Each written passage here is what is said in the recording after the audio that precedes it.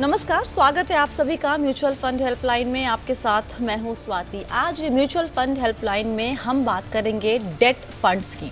वो फंड जो निवेश करते हैं सरकारी सिक्योरिटीज़, कॉरपोरेट बॉन्ड्स और तमाम तरह के फिक्स्ड इनकम के विकल्पों में। डेट फंड को अभी तक निवेश के सुरक्षित विकल्प के तौर पर हम देखते थे, लेकिन बीते कुछ महीनों में कुछ ऐसी घटनाएं हुई हैं जिनकी वजह से डेट फंड के सबसे सुरक्षित होने की जो परसेप्शन थी हमारी, वो चेंज हो गई है। साथ ही पिछले कुछ महीनों में डेट फंड के रिटर्न में भी काफ़ी ज़्यादा उठापटक देखने को मिली है। तो निवेशकों के मन में डेट फंड को लेकर कई उलझनें पैदा हुई हैं और आज म्यूचुअल फंड हेल्पलाइन में हम आपकी इन्हीं उलझनों को दूर करेंगे। आज तमाम तरह के सवालों के जवाब देने के लिए हमारे साथ हैं, स्टूडियो में जुड़ गए हैं, माफ़ कीजिएगा स्टूडियो में नहीं, हमारे साथ हैं Mahendra Jaju, CIO fixed income mirror asset AMC। Mahendra sir, बहुत बहुत स्वागत है आपका जी बिजनेस पर। सर कैसे हैं आप? बिल्कुल ठीक है, धन्यवाद। आपने आज मुझे अपने प्रोग्राम में शामिल किया तो उसके लिए बहुत बहुत धन्यवाद। धन्यवाद आपका भी हमारे साथ जुड़ने के लिए।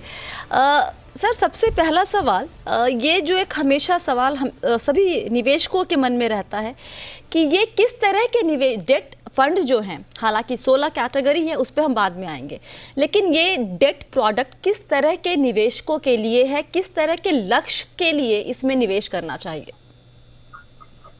देखिए, हमारे देश में जो फिक्स्ड इनकम है या जो डेट मार्केट है, उसमें इन्वेस्टमेंट करने के बहुत ही लिमिटेड ऑप्शन है। लोग बैंक फिक्स्ड डिपॉजिट में जाते हैं या लोग टैक्स फ्री बॉन्ड खरीद लेते हैं और कुछ छोटे ऑप्शंस है जैसे कि स्मॉल सेविंग्स है वगैरह। बट उसमें सब में एक लिमिटेशन है कि ये जितने भी प्रोडक्ट्स हैं उसमें आपको एक फिक्स्ड रिटर्न मिलता है, उसमें मार्केट रिलेटेड रिटर्न नहीं मिलता है। डेट म्यूचुअल फंड्स में जब आप इन्वेस्ट करते हो तो आपको मार्केट रिलेटेड रिटर्न मिलता है। मार्केट रिलेटेड रिटर्न का मतलब कि यदि इंटरेस्ट रेट नीचे आते हैं तो आपको कई बार डबल डिजिट रिटर्न्स भी मिल सकता है। और जैसा हमको पता है कि इंटरेस्ट रेट जो है वो एक सिक्लिकल प्रोडक्ट है, कभी इंटरेस्ट रेट ऊपर जाते हैं और कभी फिर जब इन्फ्लेशन नीचे आता है तो या लिक्विडिटी बढ़ती है तो इंटरेस्ट रेट नीचे आते हैं। तो जब इंटरेस्ट रेट ऊपर जाते हैं तो उस समय जो फंड मैनेजर है उनको ऊंचे दरों पे अपने पैसे को इन्वेस्ट करने का मौका मिलता है। तो उसके बाद जब मार्केट में फिर से तेजी आती है, इंटरेस्ट रेट नीचे आते हैं, तो ये पूरे साइकिल के दौरान जो इन्वेस्टर बने रहते हैं उनको मार्केट रिलेटेड रिटर्न मिलते हैं। तो हमारा जो एक्सपीरियंस है पास्ट 25 ईयर्स से ऊपर हो गए म्यूचुअल फंड्स इंडिया में है कि डेट फंड्स जो है वो हमेशा जो अदर विकल्प हैं उनके कंपैरिजन में एक अच्छा ही रिटर्न देते हैं। मतलब आज आप एक गिल्ट फंड का भी पिछले 25 साल का रिटर्न देखोगे तो करीब 9% के ऊपर है। तो उस हिसाब से ये बहुत ही अच्छा विकल्प है।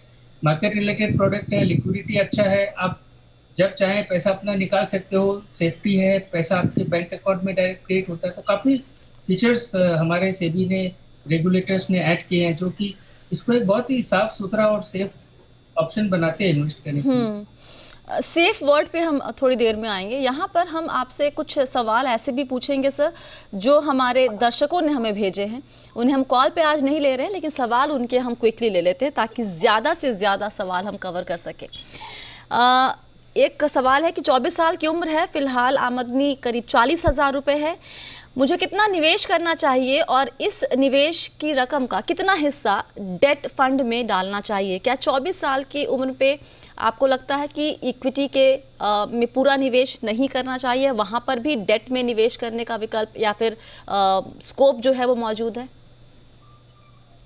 देखिए, हर व्यक्ति की सिचुएशन अलग अलग होती है और उनका एग्जैक्टली क्या रिस्क रिटर्न प्रोफाइल है या क्या उनकी आमदनी या उसका स्रोत है ये मुझे नहीं पता। लेकिन एज ए जनरल रूल 24 साल की बहुत यंग एज है, उनके सामने पूरी उम्र पड़ी है और उनकी जो ये आमदनी है, अजूम करिए कि एक जॉब में है तो आगे चलकर उनकी प्रमोशन होगी, ग्रोथ होगी, इनकम बढ़ेगी। तो मेरा ख्याल है कि 24 साल की एज में तो शायद उनको डेट फंड में ज़्यादा फोकस नहीं करना चाहिए। उनका जो मिनिमम अपना एक जो बोलते हैं हम कंटिजेंसी फंड और इमरजेंसी फंड, उतना आपको लिक्विड फंड वगैरह में रखना चाहिए। लेकिन ये तो उम्र है कि जब आप अपनी जो फ्यूचर इनकम है उसके हिसाब से, ग्रोथ का एक्सपेक्टेशन के हिसाब से बोरो करें और घर ले और EMI में पैसा दे। अभी तो शायद इस उम्र में उनको ग्रोथ इन्वेस्टमेंट अपॉर्चुनिटीज देखनी चाहिए। इक्विटी मार्केट है, वैसे मैं खुद एक डेट फंड मैनेजर हूँ, तो मेरे लिए कहना बड़ा मुश्किल है, लेकिन मुझे लगता है कि एज में उनको तो अपने एसेट्स बनाने चाहिए जी। और लेवरेज करके बनाना चाहिए। शायद इस उम्र में अपार्ट फ्रॉम कंटिजेंसी फंड उनको और कुछ डेट में डेट शायद नहीं एक्सपोजर नहीं लेना चाहिए। एक और सवाल सर, 50 साल के निवेशक हैं, रिटायरमेंट में 10 साल बचे हैं, जानना चाहते हैं कि डेट फंड में निवेश करना चाहिए या फिर उसके लिए अग्रेसिव हाइब्रिड फंड ज़्यादा बेहतर विकल्प होगा। देखिए, एग्रेसिव हाइब्रिड फंड जो है वो रिस्क मेजरमेंट में एक नॉच ऊपर है, तो अगेन एज आई सेड कि उनका जो रिस्क प्रोफाइल है उसके ऊपर, बट मेरे ख्याल से 50 साल की उम्र है तो उनका इक्विटी में ऑलरेडी काफी एक्सपोजर होगा, उन्होंने अपना घर बना लिया होगा, बच्चों की पढ़ाई या शादी का काम कर चुके होंगे और अब उनको रिटायरमेंट के लिए सेफ्टी जरूरी है, तो मेरे ख्याल से उनके लिए डेट ऑप्शन ज्यादा बेटर है। उनके लिए सिर्फ ये एक कर सकते हैं कि जो डेट में हमारे बॉन्ड फंड्स है या डायनेमिक बॉन्ड फंड्स है, बैंकिंग पेस्यू डेट फंड है जो कि ज्यादा मेच्योरिटी रखते हैं, जिनमें ज्यादा ड्यूरेशन होता है, तो उसमें वो यदि 3 साल से ज्यादा इन्वेस्टमेंट करके रखते हैं, एक पूरी इंटरेस्ट रेट साइकिल तक इन्वेस्टेड रहते हैं, तो उसमें उनको अच्छे रिटर्न मिलेंगे in comparison to other options like bank fixed deposit etcetera. तो मेरा ख्याल है कि उनको बॉन्ड फंड्स में या बैंकिंग पीएसयू डेट फंड या कॉर्पोरेट बॉन्ड फंड इस टाइप के फंड में इन्वेस्ट करना चाहिए, और क्योंकि उनके पास समय उनके साथ है, लेकिन उनकी रिस्क लेने की कैपेसिटी हर साल के बाद बढ़ती जाएगी क्योंकि रिटायरमेंट नजदीक आता जाएगा। अब उनके पोर्टफोलियो में हाइब्रिड इक्विटी फंड कितना फिट होगा ये तो मैं बता नहीं पाऊंगा क्योंकि मुझे उनके बारे में ज्यादा जानकारी नहीं है, और वैसे मैं फंड मैनेजर हूँ तो मैं पोर्टफोलियो एडवाइस नहीं दे सकता ज्यादा, बट एक जनरल लेवल पर बता सकता हूँ। ओके, अच्छा सर, बहुत लोग निवेश जो करते हैं तो लंबे वक्त के लिए करते हैं और हमने अभी तक यही सुना है ज़्यादातर एक्सपर्ट से कि अगर लंबा वक्त है निवेश का तो इक्विटी ज़्यादा बेहतर ऑप्शन है, लेकिन जिनकी रिस्क लेने की क्षमता कम है या फिर मान लीजिए जैसे 50 साल के ये निवेशक थे या 60 साल के, अगर वो 5 या 8 या 10 साल के लिए निवेश करना चाहें तो क्या डेट फंड ही चुने या फिर एक हिस्सा या छोटा हिस्सा इक्विटी में भी डाल सकते हैं? इसमें देखिए ऐसा है कि जो एक हमारा पोर्टफोलियो में एसेट एलोकेशन होता है, ठीक है, तो आपका इन्वेस्टमेंट होराइजन लॉन्ग टर्म है, तो आपका नेचुरल है कि आप इक्विटी में ज्यादा करोगे जहां पर कोई आपको रिटर्न्स ज्यादा आएगी, तो ये बात में कोई ज्यादा बहस की गुंजाइश नहीं है कि इक्विटी फंड्स में जो है या इक्विटी मार्केट में लॉन्ग टर्म में डेट से ज्यादा रिटर्न आती है। तो हमको पहले लेवल पे देखना होगा कि आपकी जो रिस्क प्रोफाइल है या आपकी जो रिस्क टेकिंग कैपेबिलिटी है या आपकी जो वेल्थ या गोल है, उसके हिसाब से आपका कितना प्रतिशत हिस्सा इक्विटी में जा सकता है। फिर जब हम एक बार डेट की एलोकेशन डिसाइड हो गई, तब हम बात करते हैं कि आपके पास यदि लॉन्ग टर्म इन्वेस्टमेंट होराइजन है और आपको डेट पे इन्वेस्टमेंट करना है, अपने मान लीजिए पोर्टफोलियो का 40% या 50% जो भी उनके एडवाइजर ने बताया, उसमें से आप किसमें एलोकेट करोगे। आपने जैसे बोला कि 16 कैटेगरी है, तो उसमें कौन से टाइप का फंड उनके लिए सबसे ज्यादा उपयुक्त होगा उनका। तो आई थिंक जो डिबेट है या हमारा जो पूरा आर्ग्यूमेंट है, ये नहीं कि आपको इक्विटी बजाय डेट में या डेट बजाय प्रॉपर्टी में, बट एक बार आपने ये मन बना लिया कि मुझे डेट मार्केट में इतना इन्वेस्ट करना है, तो फिर हम बात कर सकते हैं कि भाई आप एक तो बहुत ही सेफ ऑप्शन ले लो कि आपको कुछ नहीं करना है, आपको जीरो रिस्क लेनी है। आप तो अब मेरा ये कहना है कि मान लीजिए इक्विटी मार्केट में जस्ट फॉर नंबर से 12% रिटर्न आती है इक्विटी मार्केट में, और डेट मार्केट में 8% रिटर्न आती है, तो ऑब्वियसली जितना आप डाल सकते हो। अब जब आप डेट पे आए तो डेट पे अलग अलग ऑप्शन है जहाँ पे कहीं पे 8% रिटर्न आ रही है, और इसी के ऊपर sir, sorry to interrupt you, और इसी के ऊपर हमारे पास सबसे ज्यादा सवाल आए हैं कि किस ड्यूरेशन के लिए कौन सा फंड लेना बेहतर होगा, ये नहीं समझ पाते हैं क्योंकि कैटेगरीज बहुत ज़्यादा है। तो अब इसमें हम एक एक कैटेगरी को डिस्कस नहीं कर पाएंगे, वक्त हमारे पास उतना नहीं है, लेकिन 5-6 सवाल इस ड्यूरेशन से जुड़े हुए हैं। मैं एक एक करके पूछती हूँ, आप जवाब दें प्लीज़। पहला सवाल है कि 8 से 9 महीने के लिए कौन सा डेट फंड चुनना ठीक होगा, लिक्विड या शॉर्ट टर्म?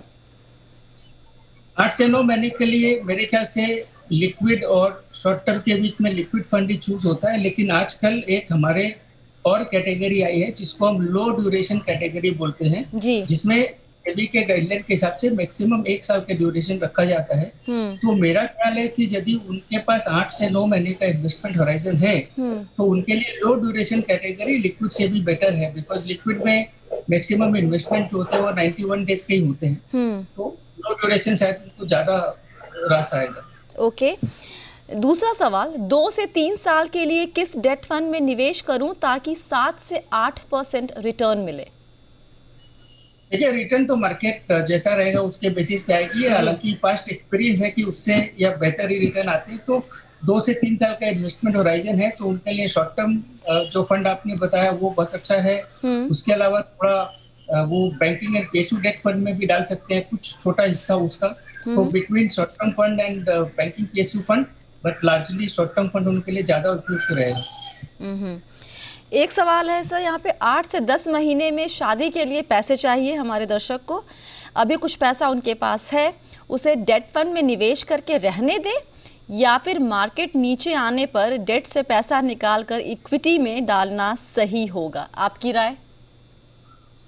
यदि 8 से 9 महीने में शादी है और उसके लिए ये पैसे रखे हुए हैं तो मेरा तो यही सुझाव होगा कि या तो बैंक फिक्स डिपॉजिट में रखे और थोड़ा मतलब ज्यादा उनको थोड़ा रिस्क लेना है तो लिक्विड फंड में डालें, बिकॉज ये तो एकदम बिल्कुल एक पर्पज के लिए पैसे हैं और समय की बहुत कम है। तो उनको बहुत ही सावधानी से और बहुत ही सूझबूझ के साथ करना चाहिए। इसमें उनको रिटर्न का लालच नहीं करना चाहिए, मार्केट का नहीं देखना चाहिए। उनको ये सुनिश्चित करना है कि पैसा सुरक्षित रहे और जब उनको जरूरत हो तो उनको तुरंत पैसा मिल जाए। तो सर इनके लिए लो ड्यूरेशन फंड आप नहीं बोलेंगे, क्योंकि पहला जो सवाल था 8 से 9 महीने जहां पे लिक्विड या शॉर्ट टर्म। जी बिल्कुल, लेकिन आप एक चीज समझिए, इन्वेस्टमेंट में और बचत में जी फर्क होता है। आज यदि मान लीजिए मैं 20 साल का इन्वेस्टमेंट होराइजन लेके चलता हूँ और मुझे रिटायरमेंट के लिए पैसे रखने हैं, तो 19 साल तो मैं अपने हिसाब से चलूंगा। लेकिन जब 20वें साल में आऊंगा तो मैं अपना जो स्कोप है मार्केट वॉलेटिलिटी को उसको नैरो करते जाऊंगा। तो ये इन्वेस्ट नहीं कर रहे हैं, ये तो एक स्पेसिफिक पर्पज जो 4-6 महीने बाद है उसके लिए इन्वेस्ट कर रहे हैं। हालांकि वो लो ड्यूरेशन फंड में भी इन्वेस्ट करें तो चलता है, बट हमको ये चीज बहुत जरूरी समझना चाहिए कि all investments are always subject to market risk. तो अब 8-9 महीने में क्या होगा हमको पता नहीं। तो मुझे यदि एक स्पेसिफिक पर्पज के लिए रखना है तो मैं उसको इन्वेस्टमेंट के हिसाब से नहीं देखूंगा, मैं उसको बचत के हिसाब से देखूंगा। जब मैं इन्वेस्टमेंट करता हूँ तो लो ड्यूरेशन, लेकिन जब मैं बचत कर रहा हूँ तो मैं उस पैसे के साथ कोई भी तरह की रिस्क नहीं लेना चाहूंगा। ओके सर, अगला सवाल है सर, 3 से 5 साल के लिए कॉर्पोरेट बॉन्ड फंड और banking and PSU debt fund कैसा रहेगा? बिल्कुल उपयुक्त है। जो 3 से 5 साल के इन्वेस्टमेंट होराइजन वाले लोग हैं उनके लिए बैंकिंग PSU डेट फंड और corporate bond fund almost tailor made product है, बिकॉज इनमें इंटरेस्ट रेट जो वॉलेटिलिटी होती है उसका बेनिफिट मिलता है। दोनों फंड में जो क्रेडिट क्वालिटी होती है वो बहुत ही हाई लेवल की होती है। बैंकिंग PSU डेट फंड में खाली बैंक्स और पब्लिक सेक्टर कंपनीज के डेट इंस्ट्रूमेंट में पैसा लगाते हैं। कॉर्पोरेट बॉन्ड फंड में AAA और AA+ जो टाइप के कंपनीज है, हाईली रेटेड, ज्यादातर एटलीस्ट 80% पैसा उसी में लगा होता है। तो जब हम डेट मार्केट में इन्वेस्ट करते हैं तो 2 तरह की हमारे पास मेन रिस्क होती है। एक होती है इंटरेस्ट रेट वॉलेटिलिटी का, दूसरा होता है क्रेडिट रिस्क। तो आप यदि बैंकिंग PSU या कॉर्पोरेट बॉन्ड फंड में हो तो आपका क्रेडिट रिस्क बहुत मिनिमाइज हो जाता है। और 3 से 5 साल के होराइजन में इंटरेस्ट रेट साइकिल 1-1.5 बार कंप्लीट होता है तो रिटर्न भी अच्छे आते हैं। सो ये दोनों फंड के बीच में वो एक प्रोपोर्शन में मे बी 50-50 टाइप्स दोनों फंड के बीच में लगा सकते हैं। चलिए, यहाँ पर और भी कई सारे सवाल हैं डेट फंड से जुड़े हुए, सब जवाब हम जानने की कोशिश करेंगे महेंद्र जी से। वक्त एक छोटे से ब्रेक का, ब्रेक के बाद फौरन हाजिर होते हैं।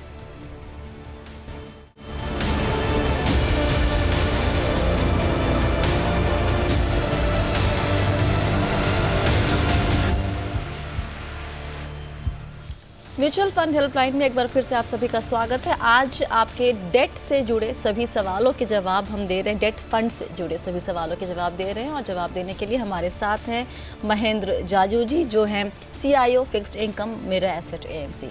सर, हम ब्रेक के पहले बात कर रहे थे कॉर्पोरेट बॉन्ड फंड के बारे में। मिरर एसेट का भी NFO आने वाला है, कॉर्पोरेट बॉन्ड फंड का, वेरी सून।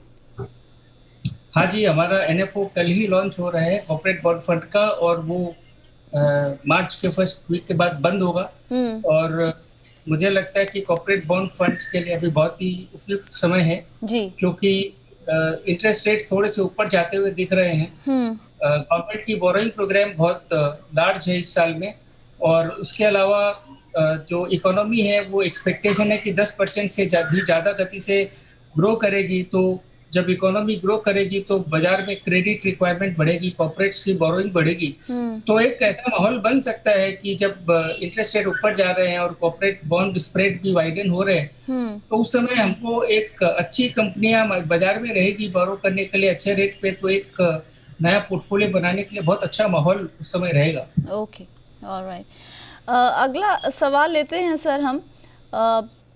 डेट फंड चुनते वक्त क्या निवेशक को एसेट अंडर मैनेजमेंट को भी ध्यान में रखना चाहिए? इक्विटी में हम बात करते हैं कि मिड कैप में अगर 5,000 है तो उसके ऊपर है तो बड़ा हो गया है काफ़ी मिड कैप में। लार्ज कैप में हालांकि मायने नहीं रखता है। स्मॉल कैप में भी हमने एक लिमिट कहने मतलब बताने के लिहाज से तय करके रखी हुई है। क्या डेट फंड में भी ये मायने रखता है, बड़ा या छोटा एयूएम?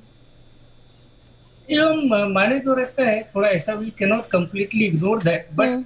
मेरे ख्याल से एयूएम से ज्यादा मायने रखता है कि आपके जिस फंड में पैसे जा रहे हैं, जी। उस फंड हाउस की जो फिलॉसफी है इन्वेस्टमेंट की, उनकी जो रिस्क मैनेजमेंट प्रैक्टिस है, हम्म। उनका जो लिक्विडिटी मैनेजमेंट है वो कैसा है। बिकॉज कुछ फंड है जहाँ पर बड़ी जो साइज है वो हेल्पफुल होती है। हम्म। कुछ फंड होते हैं जहाँ पे बहुत बड़ा फंड है तो वो शायद कभी कभी in terms of market size जो हमारी, उसके हिसाब से लिक्विडिटी जनरेट करना, ये सब, या फंड को आपको मान लीजिए मार्केट एनवायरनमेंट चेंज होते तो फंड की पोजीशनिंग चेंज करना हम्म। वो थोड़ा मुश्किल हो जाता है। सो ये मिक्स बैग है, it's a two edge sword. Hmm. But as a general thumb rule hmm.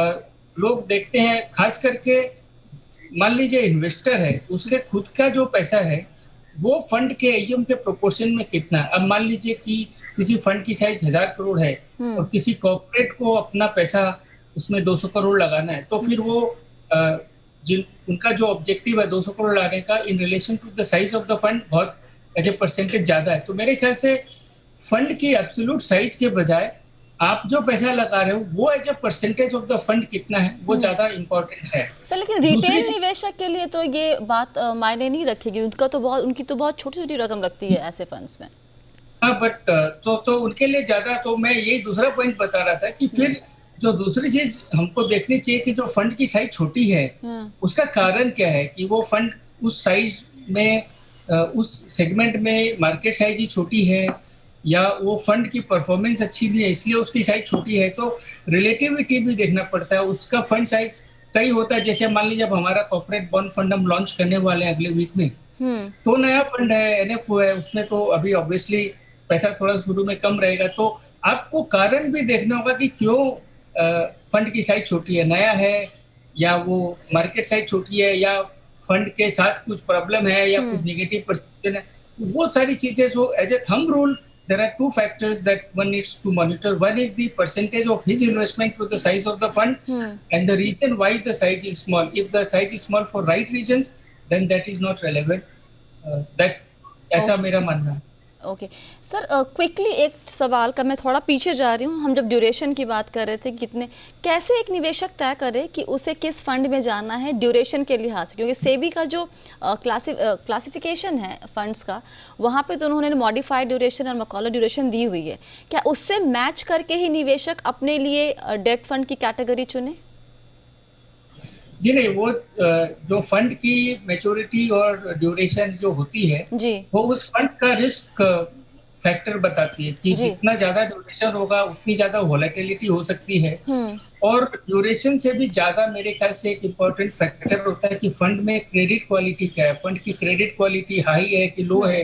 Because हमने देखा है कि जब भी मान लीजिए इकोनॉमी वीक होती है, लिक्विडिटी क्राइसिस होती है, तो जो भी कमजोर कंपनियां होती हैं सबसे पहले उनको ज्यादा इम्पैक्ट आता है। तो सबसे पहली चीज जो देखनी चाहिए कि फंड का क्रेडिट रिस्क क्या है। नाउ आपका इन्वेस्टमेंट होराइजन मान लीजिए 3 साल है, तो अब 3 साल में आपको 2 साल ड्यूरेशन वाले, 3 साल ड्यूरेशन वाले, 5 साल ड्यूरेशन, तीनों वाले फंड जो है वो आपके इन्वेस्टमेंट होराइजन में फिट होते हैं। जी। तो अब आप कैसे डिसाइड करोगे कि मेरा इन्वेस्टमेंट होराइजन 3 साल है तो मैं किस फंड में डालूं। अब आपका इन्वेस्टमेंट होराइजन 3 साल है, लेकिन आपकी रिस्क एपिटाइट जो है वो बहुत कंजर्वेटिव हो सकती है, वो बहुत मॉडरेट हो सकती है, या वो एग्रेसिव हो सकती है। एग्रेसिव का मतलब कि ठीक है, थोड़ा ज्यादा ऊपर नीचे होगा, वॉलेटिलिटी ज्यादा होगी, लेकिन यदि मार्केट मुझे सपोर्ट करता है, मार्केट कंडीशन फेवरेबल होती है, तो मैं सबसे ज्यादा I would want to maximise my return. So उस केस में आपको फंड का ड्यूरेशन ये बताएगा कि इस फंड की रिलेटिव रिस्क प्रोफाइल क्या है, और anything above 3 year is a good investment horizon to invest in debt fund. तो आपको जो दूसरा फैक्टर देखना चाहिए कि मेरी रिस्क एपिटाइट क्या है, मुझे बहुत aggressive return with higher volatility चाहिए, या मैं थोड़ा रिटर्न कम आएगा तो चलेगा, लेकिन मुझे बहुत ज्यादा वोलेटिलिटी नहीं चाहिए। तो उस ऑर्डर में 2 साल कंजर्वेटिव, 3 साल उससे थोड़ा एग्रेसिव, 5 साल उससे थोड़ा ज्यादा। सर एक आखिरी सवाल बहुत सारे हैं, लेकिन ये सवाल बहुत सारे दर्शकों ने पूछा हमसे। इस वक्त ऑलमोस्ट सभी डेट फंड नेगेटिव रिटर्न दे रहे हैं, इसके पीछे वजह क्या है? संक्षेप में जवाब चाहूंगी आपसे। देखिए, आप नेगेटिव रिटर्न देखें 1 महीने का, 2 महीने का तो है, बट आप 3 साल का, 5 साल का रिटर्न देखें तो सारे फंड 8.5, 9, 10% के रेंज में रिटर्न दिया है जी। अब जब इक्विटी मार्केट में जब भी करेक्शन होती है तो हम बोलते हैं कि भाई अभी करेक्शन है, वन शुड ऐड और इन्वेस्ट करो, एवरेज करो। तो डेट मार्केट में जब इंटरेस्ट रेट ऊपर जाते हैं तो डेट में रिटर्न थोड़ा 2, 4, 6 महीने के लिए नेगेटिव हो सकता है, but that is a correction in the debt market which is a good time to invest. That is how I think. मुझे लगता है कि ये टाइम है और ऐड करने का, और उसके बाद इंटरेस्ट रेट ऊपर जाते रहे तो आप SIP करते रहो, बिकॉज एक साइकिल आप यदि पूरा इन्वेस्ट करके रहोगे तो आपको बहुत अच्छा रिटर्न मिलेगा। सो जस्ट बिकॉज आपके 3 महीने का रिटर्न नेगेटिव है या 6 महीने का रिटर्न नेगेटिव है, that means the market has got corrected and possibly थोड़ा अपॉर्चुनिटी है। हो सकता है थोड़ा और इंटरेस्ट रेट ऊपर जाएगा, लेकिन जब वो साइकिल कंप्लीट होगी और आप SIP करते रहो तो you will get very good return. सवाल और भी बहुत सारे हमारे पास हैं, लेकिन अफसोस की बात हमारे पास वक्त की कमी है। बहुत बहुत शुक्रिया महेंद्र जी, आज सभी सवालों के जवाब देने के लिए। बहुत जल्दी हम एक और शो करेंगे ताकि बाकी सवालों को भी एड्रेस किया जाए। धन्यवाद। और इसी के साथ फिलहाल शो में इतना ही। अगर आपके पास कोई सवाल है हमारे लिए तो प्लीज़ अपने सवाल जहां भेजने हैं वो डिटेल्स आपकी स्क्रीन पर है। सवाल जब भी लिखते हैं तो नाम और नंबर ज़रूर लिखें ताकि आपसे हम बात कर सकें। फिलहाल के लिए इतना ही। बने रहिए जी बिज़नेस के साथ। नमस्कार।